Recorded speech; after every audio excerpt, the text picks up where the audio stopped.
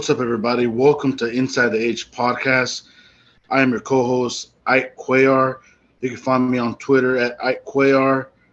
Right here with my partner, Kush. What's going on, Kush? How's it going, man? How was your weekend? It was good, man. Ready to get into some of this Rockets and Texans talk, man. We got a lot of Yes, stuff sir, to yes, sir. discuss here. So let's jump right into it, man. The Houston Rockets lately haven't been playing well. The last couple of games, but we did get back-to-back wins on games where KPJ and Jalen Green were not playing.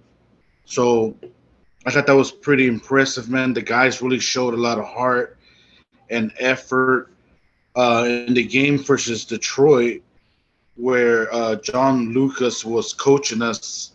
Really looked like we were into the game, defensively dialed in. We were focused. There was a lot of energy that was brought to that game. And, you know, John Lucas, I feel like he does a great job with the young guys, as we already know. His track record, speaks volumes for everything he's done in the league before.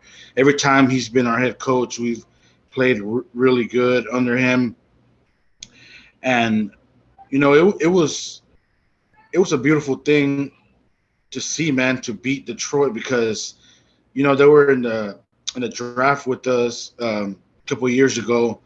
So that's a team that I feel like we're always gonna have beef with because it was 1 and 2, right? So it was Cade and then Jalen Green.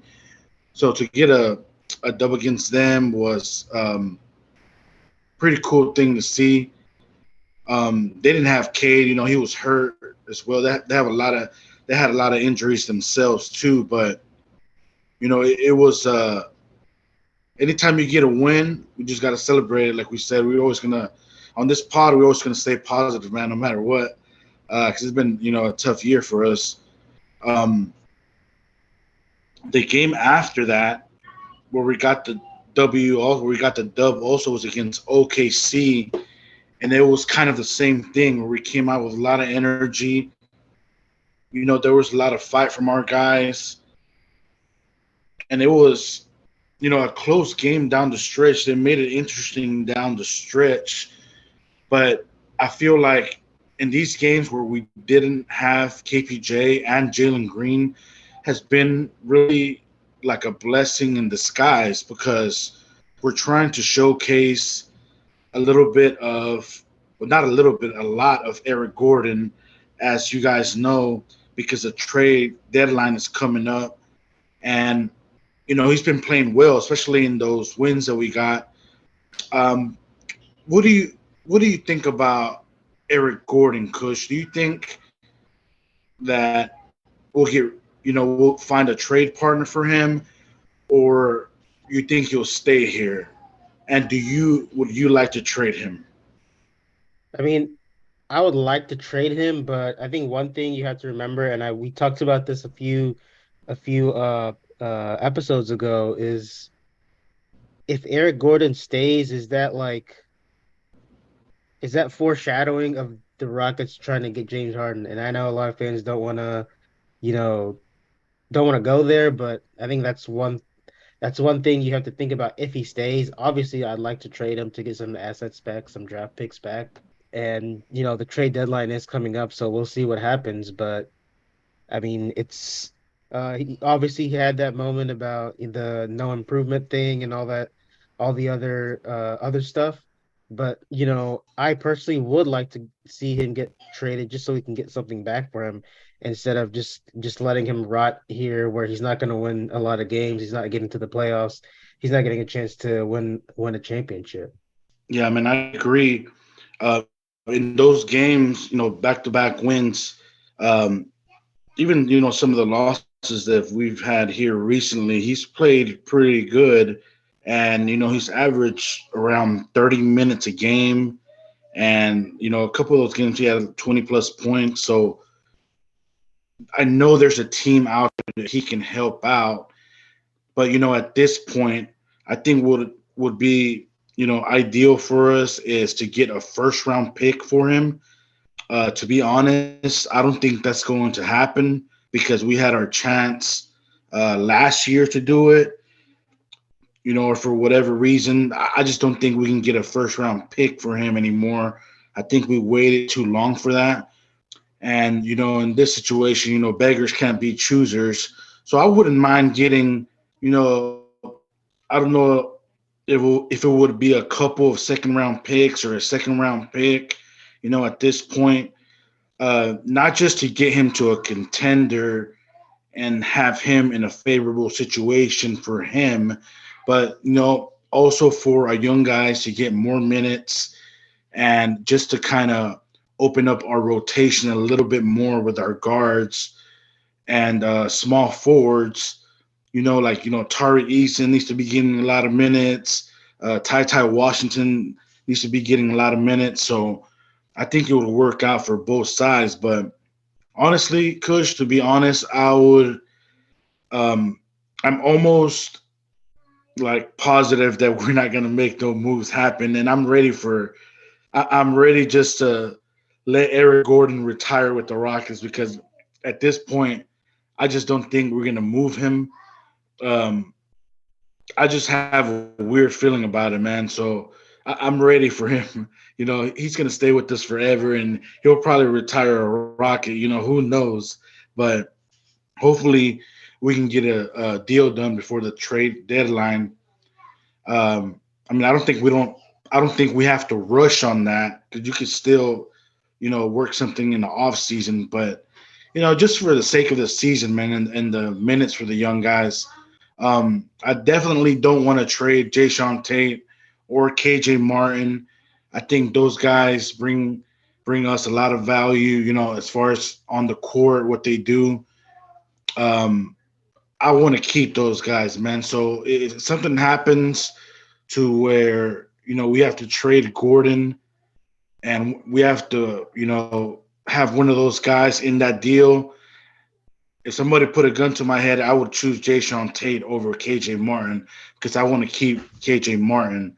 But that's just me, like that's what I feel would be best for the team. But you know, they're smarter people than I am. So we'll see what happens there. Um, we also want to get to the news where that came out, a couple of days ago with Kyrie Irving demanding a trade from the Brooklyn Nets. I want to get your thoughts on that, Kush, and what do you think happens, and where do you think this guy ends up? I think the Kyrie Irving trade request news is actually great news for all Rockets fans because one of the things when we made the James Harden trade was we hope that they don't succeed and get to the playoffs every year and win a championship because that means better picks for us, right? When we made that deal. And so this is, James Harden, leaving was the first domino to fall. Now it's Kyrie Irving. Um, I think on the Nets side of things, it's kind of like I think the organization has just grown tired of Kyrie's antics and all this stuff. It's been with the whole vaccination thing and him just sitting out games the past few years, and they haven't really had success in the playoffs, even with Kyrie and KD. I think did Kyrie even play in the playoffs last year, or was it just KD? I don't remember. I think it was just KD, but I could be wrong. But either way, they didn't get far in the playoffs last year. I think they were first round exit, and I think the teams that were mentioned were the Lakers, the Clippers, and somebody else. I forgot who the other team was. It was Dallas, the Dallas Mavericks. Dallas, They yeah. were in that mix. Yeah, Dallas. And if Dallas can make a move for him, then maybe, you can keep Luca happy for a few more years so he doesn't get disgruntled and one out because that's like a real possibility in my opinion. And obviously with the Lakers thing, he's played with LeBron, he's won a championship with LeBron. And the Clippers thing is interesting. I mean, to be really honest with you, we don't know when Kawhi Leonard is going to play, how many games he's going to play every season. So it's for if you're an NBA fan in general, like casual, in general NBA fan, I think it's a fun thing to watch. But for the Rockets, I think we're all rejoicing because we all wanted the downfall of the Nets, and here it is. And who knows? KD might be next to Asuka. We'll see. Yeah, man, I agree. I feel like, really he's gonna end up with the Lakers because you can see it a mile away, and they're gonna push for this so hard. Whether they give up their picks they have in 2027 or 2029, I forgot the years they have their picks, but I think he's gonna end up with the Lakers. I saw the report about the Clippers, making a good offer for him. I think that would be interesting too because Ty Lue coached him in Cleveland where they won a championship, and he's very familiar with him. And they're looking for a point guard themselves, to kind of run the show over there with the Clippers. I think that would really make them title contenders if they were able to acquire Kyrie Irving, and they would be the favorites in the West, in my opinion, if that were to happen. But I think eventually he's going to end up with the Lakers.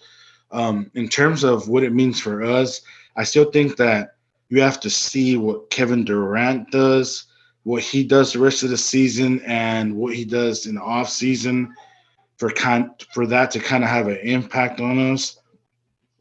I do think that if a deal gets done between Brooklyn and the Lakers, we need to be making a lot of phone calls here and there, and just to see what we can get out of it, whether we're like a third team or like maybe we can flip our pick somehow to where we get more picks or, where it's beneficial for us. But I think this is the time where, Stone really needs to be working his magic and just getting the most out of, any deal, even if you're not, getting Kyrie Irving yourself, on the team. So I think it's going to be very interesting. I do think he's going to end up with the Los Angeles Lakers, which, that's kind of cringy to talk about because I'm not a Lakers fan at all. I'm a Lakers Yeah, we don't hater. like the I'm Lakers not on going this to lie. podcast, man. No, hell no. No, no LA teams, that's for sure. You know what I'm saying? But yeah, I think he'll end up with the Lakers, and we'll see what happens, man. Because he's definitely not going to stay in Brooklyn. They said they're going to try to work a deal, try to get him out of there and try to get something for him because he told them that he'll walk in the summer, if they don't trade him. So very interesting, very interesting to see what happens there, and hopefully we can, make something happen. In terms of us, the Houston Rockets, and whether that's flipping picks or finding a trade partner for Eric Gordon and moving on from him.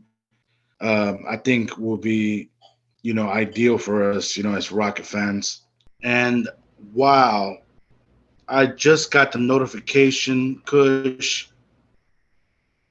From it's coming from Adrian Wojnarowski. The Brooklyn Nets are trading Kyrie Irving to the Dallas Mavericks. Bro, this is Wow. literally right now while Breaking we're on news on air. Inside the Age Pod, bro. Yes, sir. The Mavericks are sending Finney Smith and Spencer Dinwiddie and a 2029 first round pick and two second round picks to the Nets in exchange for Kyrie Irving. This is huge news coming out. Uh, my first thought is it's kind of bittersweet because he's going to the Mavericks.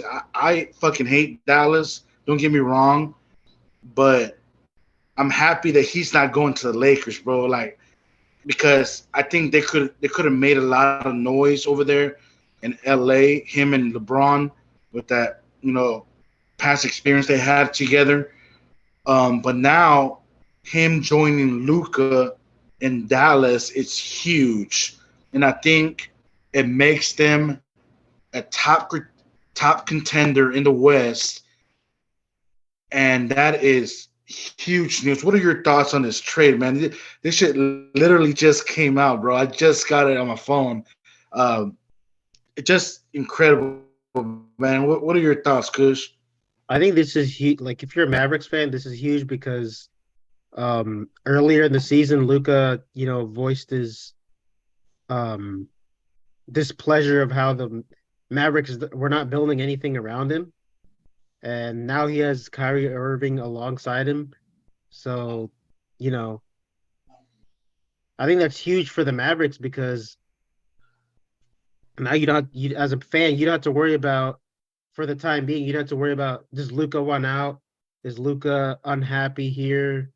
Um, are we gonna try to trade Luca in the next couple years because he's upset with management, all these other rumors and talks. So I think this makes them obviously Kyrie Irving, we saw him sitting games in Brooklyn, all the other off the court drama and all this other stuff in Brooklyn. We'll see what he does in Dallas. But if he's on the court together with Luca, I mean, that's one of the best teams in the Western Conference, in my opinion. Like that's going to be a tough out in the playoffs if they get to the playoffs. Yeah, man. I want to see what happens in the playoffs and how it plays out, how far they go. I think that with this move, they can make it to the Western Conference Finals again this year. Um, it's interesting what the Nets got back. They got a 2029 first round pick and two second round picks, which, the beggars can't be choosers, and that's a long way, away from now. But we have a lot of their picks, like we know the Houston Rockets, and just for them to get something in return for Kyrie Irving, and plus those two players, man. Those are very good players they're getting back in that package. I think it was overall a good deal for Brooklyn to get that because Kyrie Irving would have just walked in the offseason. And, I'm not going to lie, though, man. Like, Kyrie hasn't been um, the most stable guy the last couple of years. And any team that he's been on, it's always kind of been a shit show because of the things that he says or how he doesn't show up to work or he didn't want to get vaccinated, this, that, and the other. It seems like he's just been, had problem after problem ever since he left Cleveland. And it would be beautiful to see another shit show in Dallas, as a Rocket fan, where something happens with them and not only does he want out of there, but now Luca wants out of there. So it's kind of playing with fire when you acquire Kyrie Irving or you decide to bring that guy on your team, man. I feel like he's a cancer to a team right now, like in his stage of his career because of everything that has happened.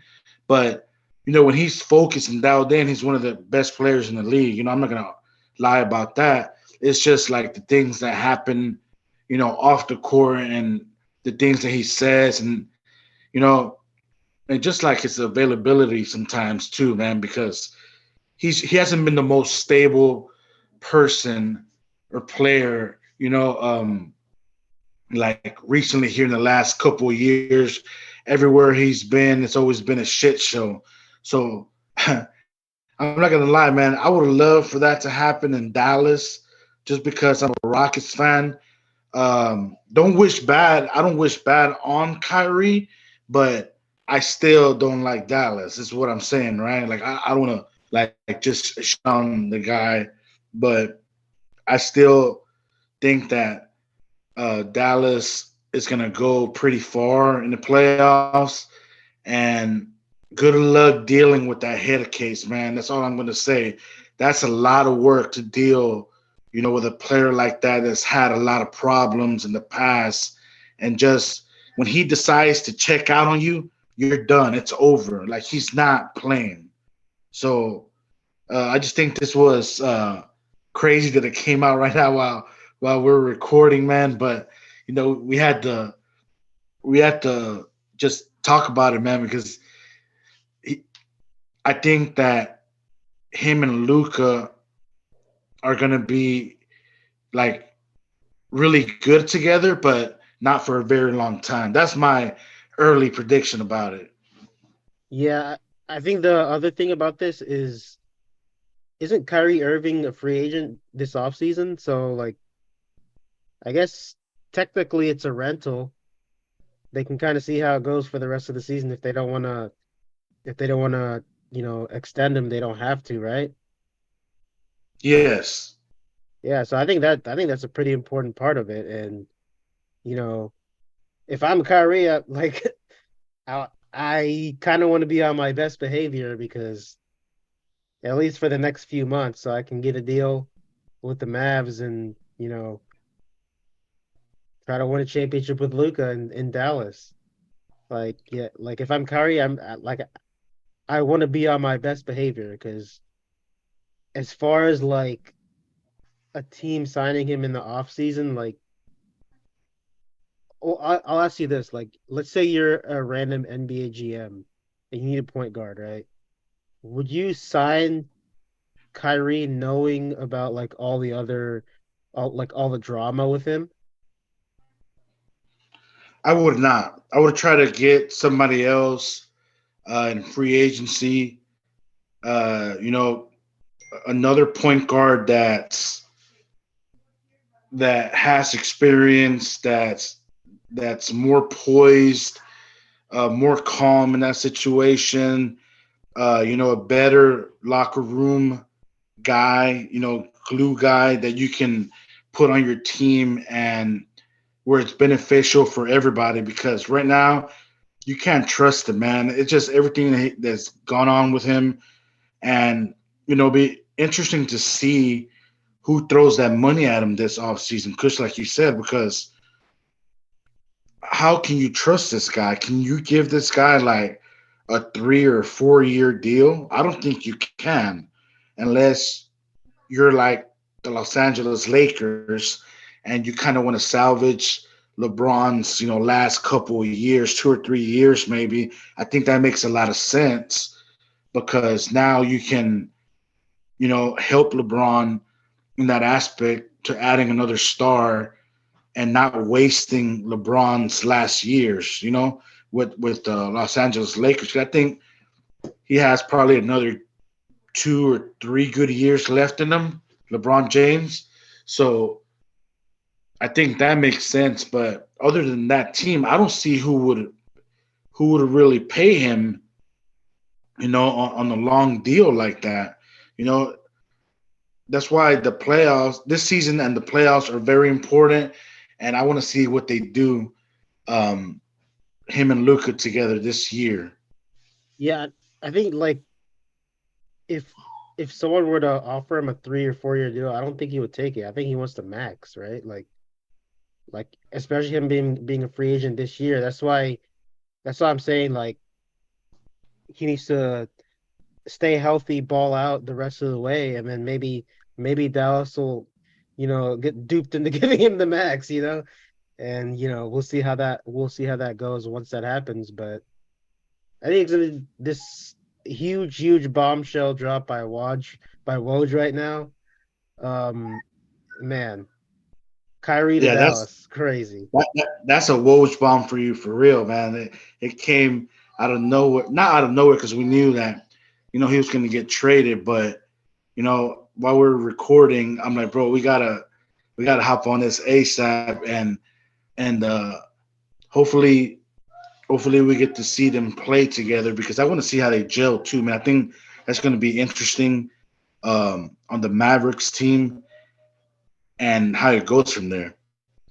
Yeah, and I'll say this: Kyrie and Luca are two of the most skilled players in the NBA. Like, so just from a basketball fan standpoint, I just want to see how they mesh together. and what it looks like with them being together on the court. Facts, man. It's gonna be crazy to see. But let's get into the Houston Texans.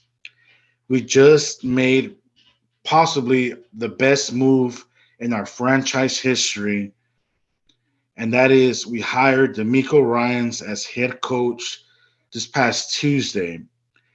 And I am so excited about this hire. We've been talking about this move on our podcast here for the last, at least 2 or 3 episodes, Kush. And just the way they introduced him when he came into NRG Stadium. Everybody saw the video. It was on Twitter, on social media. You know, it was just one of those moments where you thought, the Texans finally did something right. And, to have him as our head coach, somebody that, does not lack passion or effort, like he cares about what he's doing, it means a lot to the city. I want to get your thoughts about what you were, what you thought and what were your feeling when this happened and you heard the news that Demeco Ryans is our new head coach. I was just so happy and so relieved that first of all they got it right, and I think they rolled the red carpet out for D'Amico, obviously. Former player, he played here for a long time and went to the Eagles, and then he went up through the coaching ranks with Kyle Shanahan, and now he's head coach here. And I think one thing that stuck out to me was he said that the Houston Texans was his dream job, which like is if you obviously if you've been here and you know the history of this team the past few years is pretty eye-opening and like wow, it's like wow, he actually wants to be here, and that just as a Texans fan that just makes you feel good, like somebody actually wants to be here to say that this is his dream job is it's just crazy to me. And it just shows that D'Amico is all in. He's going to do whatever it takes to build a winner in Houston. And I think another point a lot of people have been missing, in my opinion, is from the past few coaches that we had. Like I'm gonna go back to Bill O'Brien, right? Bill O'Brien never really resonated with the city, with the fans, really. Um, uh, David Culley and Lovey Smith, the same thing. They never really resonated with the city, with the fans, and it's the complete opposite with D'Amico Ryans. D'Amico Ryans, if we looked at his press conference and like the introduction and all that stuff, Paul Wall was there, Bun B was there, all like the former players that he played with were there. Like everybody showed up for him, everybody showed out for him, which that was pretty cool to see as a fan. And I think that just shows you that with this signing, not only is it the right signing, it's the right move, but they're getting the fans back, which is really, really important. And not only that is I think he's going to be a great head coach. Yeah, man. I just loved everything about it, about the whole process, how they brought him in, the love they were showing him. And I think if you know football a little bit, you just knew that David Culley and Lovie Smith were not going to be here for a very long time. They're they're not good coaches. Lovie Smith once was when he was with Chicago. He took them to a Super Bowl, but that was a long time ago. Ever since then he's had bad records as a coordinator or as a head coach. So you just knew that they weren't going to be here for a long time because I keep hearing some fans say, well, how come they didn't do this for Cully or Lovie Smith? Like, you guys don't understand how much Demeco Ryans means to us. This guy was here when we were winning. This guy, you can trust him with making all those decisions. He's got a track record now to where he's successful in the NFL where he's built relationships with these players and they trust him. I mean, you could just look at, Fred Warner when he was talking in the press conference about how he was able to have an impact on his career, and he basically helped him become one of the best linebackers in the NFL. And that's what you want as your head coach. You want somebody the guys can relate to. You want somebody that's been there, but I think more importantly, you want somebody that has that passion to win football games. And he said it, like, the press conference was so perfect in terms of like all his the way he responded to all his questions, the way he answered all his questions. He's just the perfect candidate that we wanted because we were not the only team that wanted him. The Denver Broncos were trying to hire him that same day.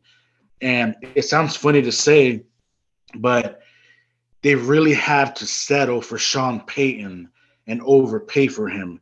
They gave out two picks for him. It was a first rounder and a second rounder to get him as your head coach.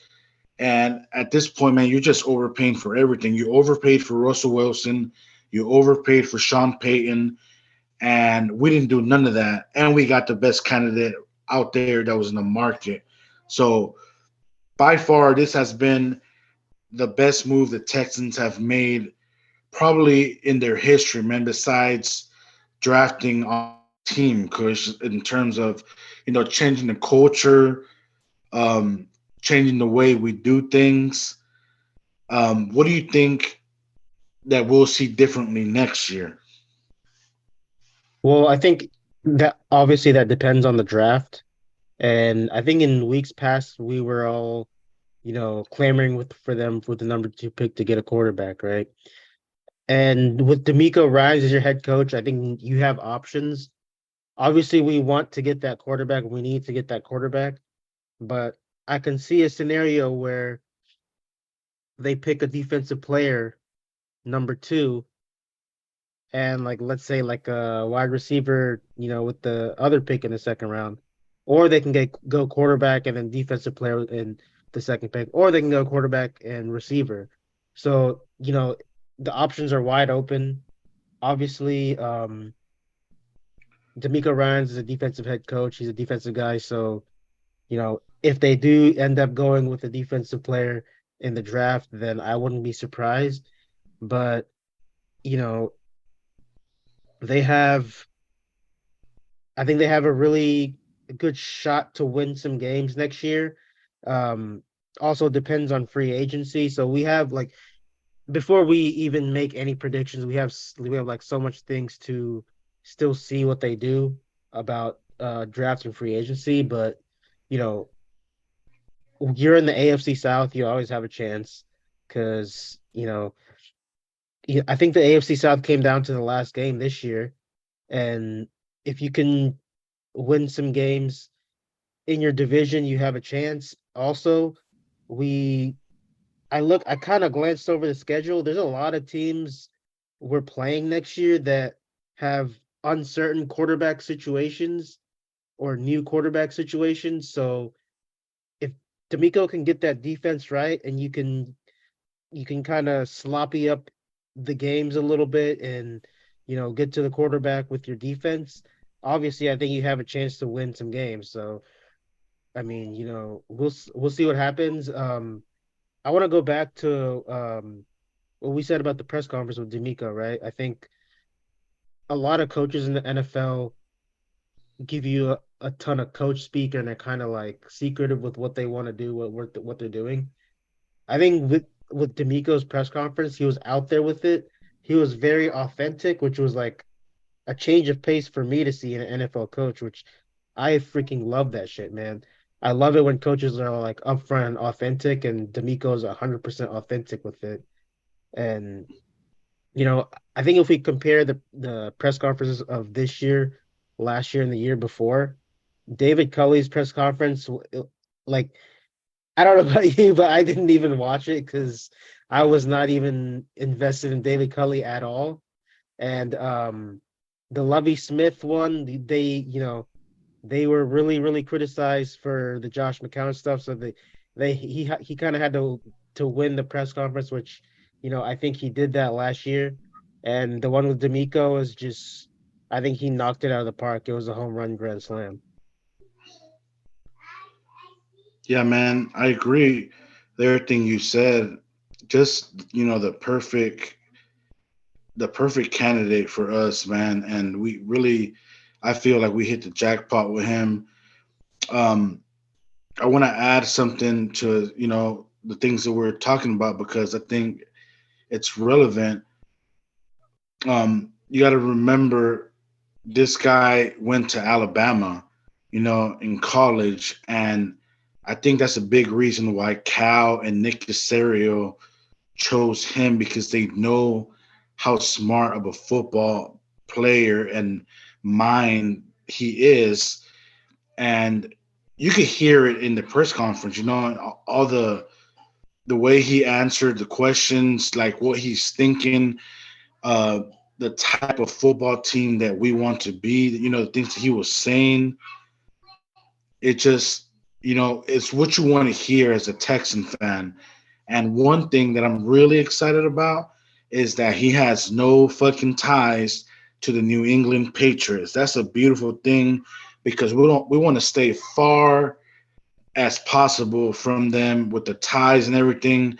We're not the Patriot South, even though we have Nick Casario and he was, part of the regime up there. Um, we want to get as far as possible away from that, from those coaches.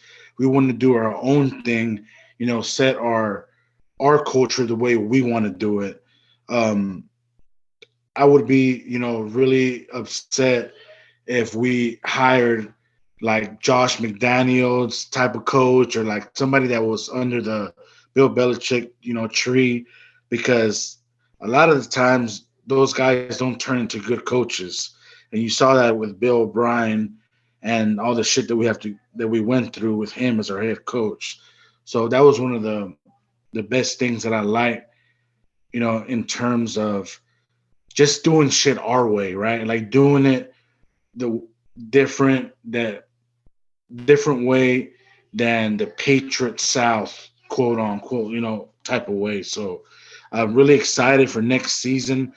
Personally, I think we're still gonna draft a quarterback, in my opinion, because that's the position that changes your football team instantly. And I think with the 12th pick, we'll probably get a defensive player. You know, whether you get a quarterback first at number 2, and at number 12, go get a player that goes get the quarterback. If that makes sense. Like get a A linebacker defensive, or defensive end. yeah, linebacker, defensive end that's can pile up the sacks, and instantly I think we'll be right back in it, man, in the mix of things, whether that's wild card, hopefully, and really excited to see what happens in the draft. I want to get your thoughts on who do you think will draft in your opinion as far as like number 2 and number 12 pick, and do you think that our defense will be top 10 next year? Just to put it out there. What do you think about that, Kush? I don't know about top 10, but you know, I definitely think it's going to improve. Um, like let's say if they get Will Anderson, number 2, obviously that improves your defense a lot.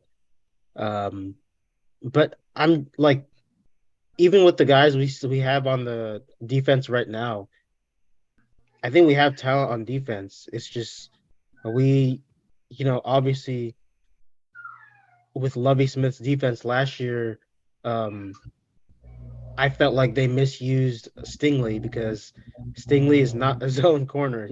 He excels in man coverage.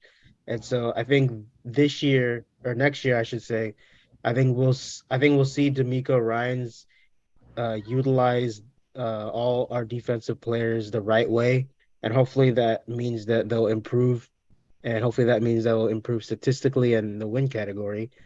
But as far as the draft, like I still say you should get a quarterback with our first draft pick. And I think you can make a stronger argument for that because Demeco is a coach and he can coach guys up and hopefully if Nick Casario is a scout that we all that they said he was in New England, they can find guys and then D'Amico can develop guys. And that's one of the things that he talked about in the press conference is, in my opinion, for the past few years, ever since Bill O'Brien, they were just really poor at developing guys, not even just drafting guys, just developing their talent. And I think D'Amico is going to change that. And so let's say if you do get some defensive players in the second or third round, I feel like D'Amico is a coach that can develop those guys and hopefully make them into a Fred Warner type player. And so I think that's one of the things I'm most excited to see is how he develops our guys that we draft and whoever we get in free agency and how they fit into the defense. Yeah, man, I want to go back to what you said about, Bill O'Brien, developing the young guys when he was here. He basically never really trusted them, man. And, you know, he always said they didn't know anything. They didn't know the playbook, didn't know what was going on. When you look around the league, you see a lot of guys that are right away being integrated into the offense or defense and making a huge impact on the team because you have to work with these guys and you have to trust them. That's something that plays a big part into that. And I feel like D'Amico is going to do really well in that. Like you said, he's perfect um, in that position in terms of making the guys accountable and making them know like, hey man, I need you to be like a hard worker from day one. I need you to pour everything you have into our organization, into our football team, and I think he will because look at like I know this is one of the best rookies in terms of offense, in a long time. But look at Justin Jefferson. I think he's been in the league 2 or 3 years, and you can arguably say that he's the best wide receiver in the league. And that's because they put him in a spot to succeed. In the offense, they made sure they worked with him. They had other receivers that were vets working with him. They had great coordinators. Now they have the coach that used to be with the Rams, coaching them. He had his best year ever. So I feel like with a lot of these guys that you draft first round, even second round, can turn out like that. You have to trust them. You have to work with him and you have to be willing to have some patience with these guys because these are talented guys that you get, in the first, second round, even further. So we'll see. Um, we'll wait and see what happens and who we draft. But I'm looking forward to the draft already, man. I can't wait and very excited about the future for the Houston Texans. Yeah, man. And another thing I want to bring up is there's been, rumors and rumblings in Cincinnati that, T. Higgins is coming up on a extension and they might trade him because they don't want to pay him. And so I think that's another thing to think about is do you try to make a move to get T. Higgins and make him your number one wide receiver? Obviously you still need a quarterback, but do you make that move and then kind of address the offense that way? And the thing I want to close out with is the one player I'm really, really excited to see in the offense is next year is Damian Pierce because, I think D'Amico is going to run that West Coast Gary Kubiak style offense. And the one thing we know about that type of offense is the running back always excels in those types of offenses. And so he already had a pretty good year last year. So I'm just really, really hyped and excited to see what he's going to do next year in this offense. Yeah, that's another reason why I think that we should draft a quarterback because in that type of offense too is very quarterback friendly, where it protects the quarterback. You know, in terms of giving them time to do stuff with the play action and just, having plays here that take the pressure off of them, early in games. I remember Gary Kubiak used to do that a lot with Matt Schaub, and Matt Schaub had like one of his best years where he threw for like 4,000 or 5,000 yards. So, um, you know, I'm just going to say that I think we're going to draft a quarterback because of that. Like all the signs point to that. But yeah, I agree, man. I agree with what you're saying. So now I want to get to, a rant that I think it's one that needs to be said for as far as, other fans of the NFL that hate on the Texans because of this move. Um, there was a couple people I talked to that when the news came out that we hired Demeco Ryans, they were trying to be a buzzkill right away, bro. And what I mean by that is they were saying, well, I want to see what the front office does, and I want to see if this is a 1 year and done deal like they did David Culley and Lovie Smith. And like I mentioned earlier, if you know anything about football, you knew that these guys were not going to be here for a very long time, and they were bad coaches. So I feel like you trying to, pump the brakes on us kind of celebrating this move because we know this is one of the best moves the Houston Texans have done in their franchise history.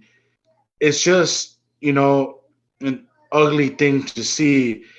It's really miserable fans out there because I've even seen Cowboy fans come out of nowhere and say, "Hey, congratulations, you guys! You guys made the right move, and we hope all the best for you." When you have Cowboy fans congratulating you, you know that anybody can just give you a dap and be like, "Okay, hey, congratulations! It looks like you guys found the head coach. Um, Good luck to y'all in the future." And these fans just coming out the blue, just out of nowhere, really like hating on us as soon as it happened. It really shows how big of how big of a hater they are. You know what I'm saying? Like,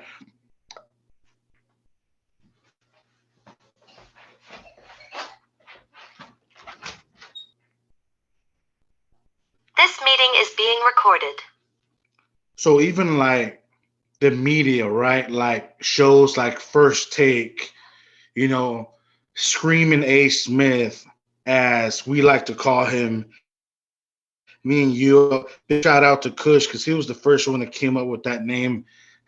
So I just want to say that. But Stephen A. was one of the people that was saying black coaches should not want to apply for the Houston Texans organization because of what happened with David Culley and Lovie Smith. And really, it's a lot of noise for nothing.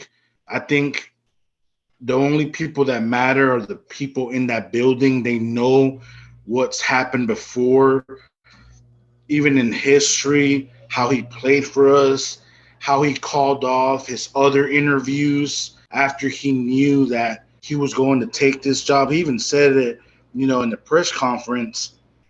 And I just feel like if you, the media really like hates on Houston so much that like even when we make good moves, they try to hate on us even more. And I just think, that's just a sign of people just being miserable because if anything, this move is celebrated, all through the city of Houston. And we know that because we're Houston fans. I just think that they need to end that shit, bro. Like, stop trying to be a hater. Like, you look corny and stupid. Like, Just go focus on your team. Go focus on what your team needs to do, and talk about that. But when you come over here like hating on us, talking shit, you're gonna get some smoke right back. It's just the way it is, especially with Houston fans, man. I want to get your thoughts on that, Kush, because there's a lot of fans that just are quick to hate, and this is a move that was celebrated. This is not a move where you go back and say, "Well, I want to see what they do with him. Uh, I want to see if they give him the weapons, this, that, and the other." Like, he's the boss here now, bro. Like, they're gonna give him the power to do that. He's already like the head coach. So stop with that shit, bro. That shit is so annoying to me. What are your thoughts on that, Kush? Well, I think that the whole national media narrative of the Texans organization is all they see is that we've been through two head coaches, now the third head coach in the last 3 years. They don't, you know, they don't want to look into, why is that or what is the surrounding information behind that. It's just you fired your head coach, um, fired two head coaches in a row, and I think the other thing that I want to say is, like, let's say if we would have kept Lovey Smith, if we would have lost out on Demeco Ryans, and Oh, facts. if that happened, which a lot of the national media narrative were criticizing us for firing Lovey Smith, if we would have listened to them and kept Lovey Smith and lost out on Demeco Ryans, oh, we would have faced a lot of criticism and much warranted criticism if that would have happened. But that didn't happen. We fired Lovey Smith. We made the right decision in doing that, and I'll always say that 100% of the time. That was a right decision to fire Lovey Smith. It resulted in us getting Demeco Ryan. So at the end of the day, Texans fans win. The national media don't know what the hell they're talking about when it comes to the Texans. And it's funny because the morning after we hired Demeco, we didn't hear a peep from the national media people because they know they were so stupid for saying what they said. Um, and it's like it's just mind-boggling to me that we we got the best coach available. And I feel like, I'm not the type of fan that wants the national media love all the time, but I feel like that because we made that move, we should like they should give us our flowers for that. And I'll say this: Cal McNair has gotten a lot of criticism over the past few years. Some of it, is warranted, some of it's not. And the thing that I'll say is he made the right decision. He deserves his flowers for making that decision to hire Demeco Ryans. And the national media can say whatever the hell they want. I think you know we criticize the Texans a lot, like I said, but for this particular move, I give them an A+ because any way you slice it, they got the best coach on the market.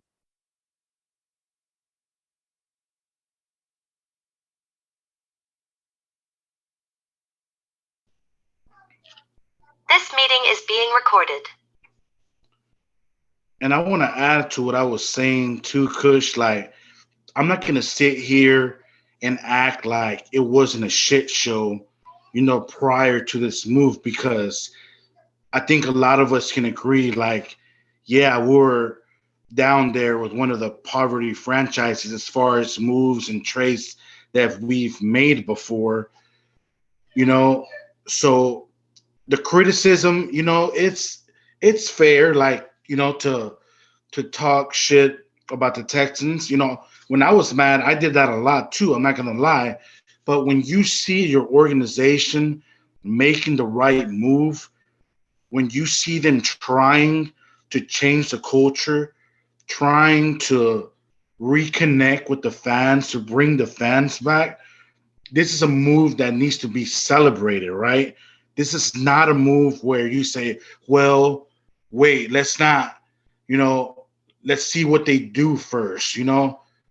When you're a fan of the Houston Texans and you see a move like that, you're going to be happy. You're going to celebrate it. Like all that hating shit, don't bring it over here, bro. Like, don't bring it to my face. You're gonna get some smoke, and it's not that serious, like where I'm gonna like fight somebody. But yeah, I'm gonna talk my shit, bro. Like, let us have our moment and get the fuck out of our way. I'm sorry to say it like that, where if I sound aggressive, but like these fans are just miserable, bro. And like the media's always hated on us. They're never gonna change. Who cares? Because they're always gonna be like that. But I cannot wait for the day where Demeco Ryans takes the Houston Texans to an AFC championship game. Can you imagine how epic that's going to be for the city of Houston? It's just gonna be a big ass party, bro. And I cannot wait to see the looks on everybody's faces when that happens because I do think that the Miko Ryans can do that. I know it's very early. We still gotta wait to see if he's, a successful head coach. But don't come over here talking shit because you're gonna get it right back. And like just worry about your team and go kick rocks or something, bro. I'm tired of these fans, hating like that. And I know it's always gonna happen, man. But you're gonna get the smoke right back to you, bro. So you have any thoughts? Any more thoughts on that, Kush? Yeah, I just want to say like the whole one and done joke is just overplayed. Like, and it's just funny because if it was any other team that got Demeco Ryans, they wouldn't be saying any of this stuff. Obviously, that's the Texans' fault for even doing that. But people, I get people talk shit on social media, but as far as the national media people doing it, it's embarrassing because like if you're a national media guy, you should know the what's the word I'm looking for? Like the surrounding information around the whole David Culley and Lovie Smith thing. It's just like it's like in my opinion, first of all, like recycling that narrative is lazy. It's stupid It's and stupid, bro. and it's just like, bro, you're a national media guy. You should freaking know better than that, you know? And it's like you don't have to do much research to know that they were both gonna be one and done. They were, it's kind of like I compared to the idea that, you fail and you fail and you fail until you make it, you fake it till you make it, right? And I think that's Yeah. what they're doing with these coaches, man. Like they, because nobody wanted to come here, and it was such a bad situation with the Deshaun Watson stuff, and and the Jack Easterby stuff. It's like nobody wanted to come here, so they're like, okay, we'll get this guy. Okay, we'll get this guy, and then finally this year, Deshaun Watson stuff was done. You get cap space, you get draft picks. Now people wanted to come here, and I think the we don't even have to go to the hiring of Demeco Ryans to debunk the national media narrative. I think the fact that we interviewed all the top candidates in the league just shows you that the people that are saying the tech like no one wants to go to the Texans this year, I think that narrative is just stupid. It's proven to be stupid, and it's proven to be debunked. It's and we're not even talking about Demeco Ryans. I'm just talking about just all the candidates that we interviewed. And it's just like, dude, just stop it with the stupid narratives. Just Yeah, man. just all you have to say is that, good job Texans, and we'll see what they do. That's it. But they can't even do that. I guess they can't. The one thing about the national media people is whenever they're wrong about stuff, they either don't show up to talk about it at all, or they just keep making excuses of why their position was right. So, what can you do? All you can do is move on, I guess. Yeah, you're right, man. You're right. The media, really can't do too much about that. But like I said, the other fans coming, giving their 2 cents about it, hating is what's very annoying to me because they won't even let you celebrate it, right? They want to be a buzzkill to your moment and be like, wait, look what y'all did to those two other coaches. And to be honest, bro, like nobody in the NFL was going to hire those two coaches, right? I can put money on that. Nobody was going to hire David Culley that had no head coaching experience. He was a receivers coach for the Baltimore Ravens, never had no head coaching experience, had no business being a head coach, and we made that happen for him. Especially with the contract he got, he's pretty much set, as far as in terms of money. And even Lovie Smith, like I said, after, working in Chicago, being the head coach in Chicago, he really never accomplished anything else. And nobody was going to make him a head coach either, bro. So, like, this was moves where we actually helped these men out, bro. Like, we gave them another shot to be a head coach. But people don't want to talk about that, right? They want to talk about, the stuff that will make us look bad as an organization and how we got rid of them. And I'm like, wait, we just gave them an opportunity. Like, what are you talking about? Like, shut the fuck up already, please. But with that, man, I'm done with my rant. I'm sorry. I was getting a little aggressive there, but I just felt like I needed to say that because, man, if you're miserable, like as an NFL fan, like I think a lot of us are because our team hasn't done nothing in a very long time. But like, go complain and annoy somebody else, bro, because we're not gonna tolerate it down here in Houston, man. Like, I can speak for a lot of us when I say that. And I just want to add one more tidbit is the Cal McNair situation. Like I think most of the criticism for everybody is aimed at Cal McNair. I'll be the first one to give him credit for, taking control of his franchise this offseason and hiring Demeco Ryans. I think we all need to give him a lot of credit for doing that because, starting out as the owner a few years ago, when his father passed away, he got the controls of the team, and from that moment, if we remember, is when Bill O'Brien became GM, and so he was a new owner at this time, and you know, on one side you have Bill O'Brien trying to control the whole damn ship, then on the other side you have Jack Easterby trying to go up the ranks and trying to control the organization, and so I'm not giving him any excuses, but I'm just saying that he he didn't have a conventional start to his ownership for the Texans, right? But the one thing about it is, he learned, he's taking control of his football team, and he's making the right decisions right now. And we talked about it last week on the podcast. Like he's more involved in he's more involved publicly as of late, which I think is can only be good for him. And during the D'Amico press conference, is I think it's they just were made it a point to be more in tune with the fans, even on social media, like you've been talking about for the last few weeks. They just Facts. made it a point to be more in tune with the fans on social media in the community. Just to And reconnect with us, right? yeah, and so like I'm gonna give him a ton of credit for that because that wasn't the Cal McNair that we saw a few years ago, and so I'll be the first to give him credit for that. Yeah, man.